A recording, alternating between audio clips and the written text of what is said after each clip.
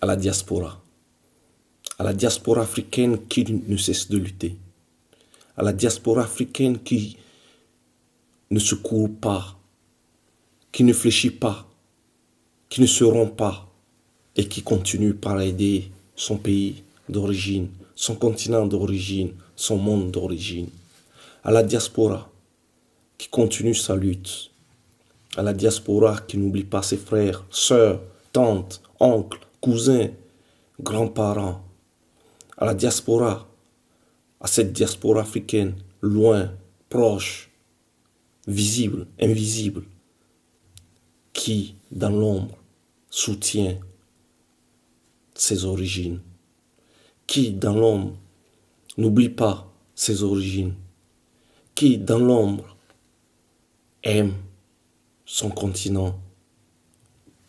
Aujourd'hui, nous allons nous attaquer à ce thème, l'importance de la diaspora. L'importance de la diaspora dans la vie sociale, l'importance de la diaspora dans l'économie du continent africain. Nous n'allons pas énumérer tous les chiffres sur l'impact de la diaspora sur le PIB de chaque pays. Nous les avons, mais là n'est pas ce qui nous intéresse aujourd'hui. Ce qui nous intéresse, c'est de donner courage, force, de donner encore envie à cette diaspora d'aider, de donner encore envie à tous ceux-là qui sont partis un jour, rêvant une vie meilleure, à tous ceux-là qui vivent chaque jour la nostalgie d'être ailleurs. Nous voulons leur dire que leur combat n'est pas vain, leur combat est continu, leur combat est nécessaire. C'est une lutte qui semble ingrate, c'est une lutte qui semble sans succès, sans fin, mais c'est une lutte, comme je l'ai tout à l'heure dit, nécessaire. Le monde d'où vous venez, le continent d'où vous venez, a encore besoin de vous, a besoin de votre sacrifice. Aujourd'hui, quand on voit sur le plan économique, de nombreux pays résistent encore face à cette crise globale grâce au financement au fonds envoyé par la diaspora. De nombreux pays vivent encore, sans le dire, mais allègrement, socialement, ils sont encore soutenus par cet argent qui vient de l'extérieur. Mais, oui, il y a un mais, nous ne pouvons pas continuer par subventionner nos pays. Nous ne pouvons pas continuer par envoyer de l'argent nécessairement pour des aides sociales, pour des aides qui ne vont pas créer de la richesse, mais des aides qui vont seulement aider à survivre. En tant que membre de la diaspora, vous devez commencer peu à peu, mais de façon plus récurrente, à penser à investir pour développer. Ne pensez pas que juste avant les fêtes de fin d'année, avant les fêtes de Ramadan, de Tabaski, avant certains événements qui ont lieu dans vos familles, dans vos contrées, qu'il suffit d'envoyer l'argent pour que les besoins soient satisfaits. Nous devons changer de façon de voir les choses. Le million que vous envoyez aujourd'hui pour une fête, les centaines d'euros que vous envoyez ou les centaines de dollars que vous envoyez aujourd'hui pour célébrer un événement devraient, à partir de demain, à partir de maintenant, devraient commencer par être adressés à d'autres activités.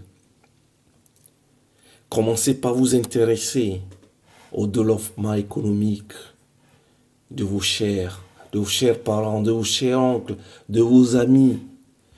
Ne pensez pas seulement à les aider financièrement. Oui, certains diraient, tu sais, on ne trouve pas de personnes de confiance, mais il faut toujours commencer.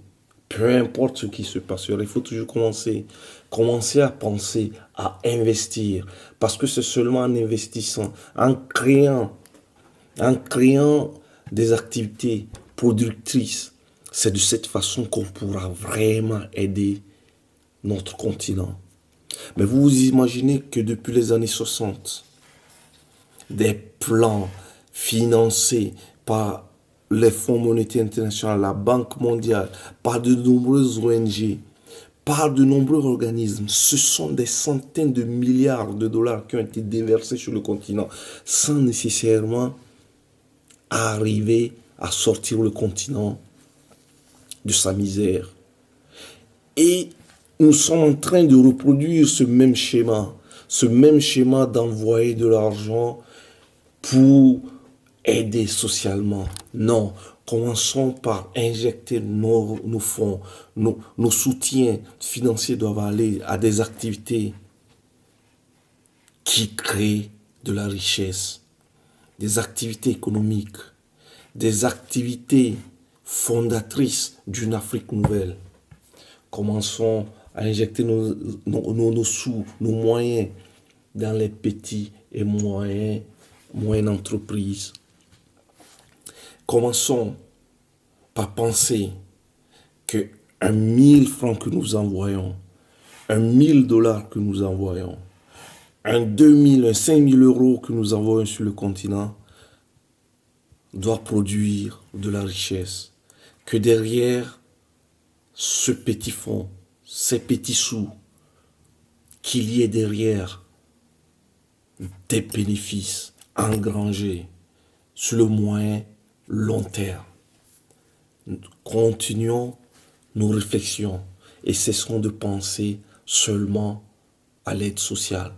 Commençons par cultiver cet esprit de renouveau, par injecter de l'argent pour créer de la richesse.